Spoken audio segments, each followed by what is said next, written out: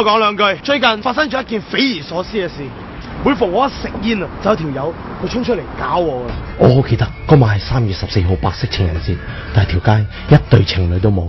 我懷住興奮嘅心情喺條街度漫步，希望會喺呢個咁重要嘅日子遇到我嘅真愛。我行下，唔小心跌咗包煙。就喺呢個時候，我 feel 到一陣好強烈嘅味道，突然有隻木屐出現咗喺我面前。我餘光一睄，係長長秀髮瓜子面孔。當我抬頭一望，原來係男人嚟噶。而呢種咁強烈嘅味道，我咁肯定係臭腳味。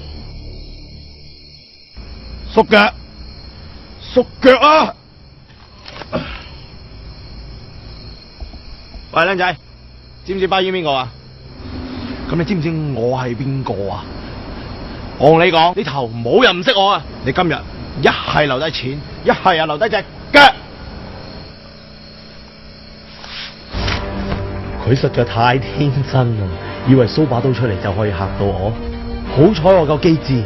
哎呀，玩咩啫，實啫！咁認真做咩啫？呢頭識我嘅都知我唔食煙噶啦。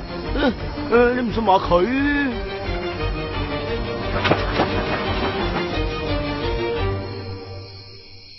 自從嗰晚之後，我見佢仲多過見我阿媽。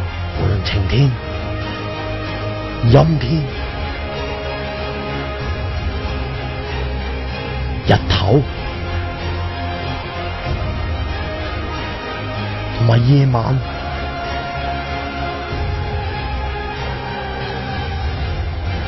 總之我一食煙，佢就會出現。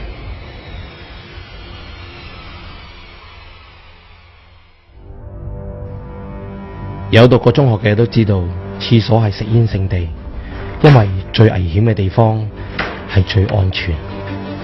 換句話，即係最安全嘅地方，亦都係最危險。我實在忍無可忍，我決定同佢講清楚。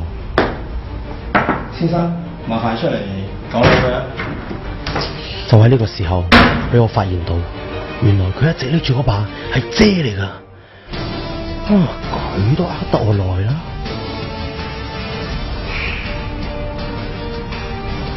話你聽，我呢生人最憎兩種人，第一就係唔誠實嘅人，第二就係講大話嘅人。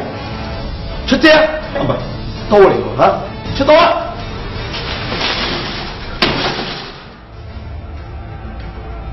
估唔到。喺而家呢個滿布謊言嘅社會，仲有啲咁誠實嘅人，過分啫嘛！你咁樣，你整濕我點解唔見你整濕笪地下？真係醫開得好辛苦啊！真係，乜你做人咁都冇啲公德心嘅？真係我唔想睇我介醫人湯啊！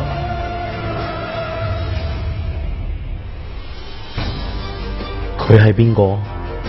我唔知。點解佢要咁做？我更加唔知。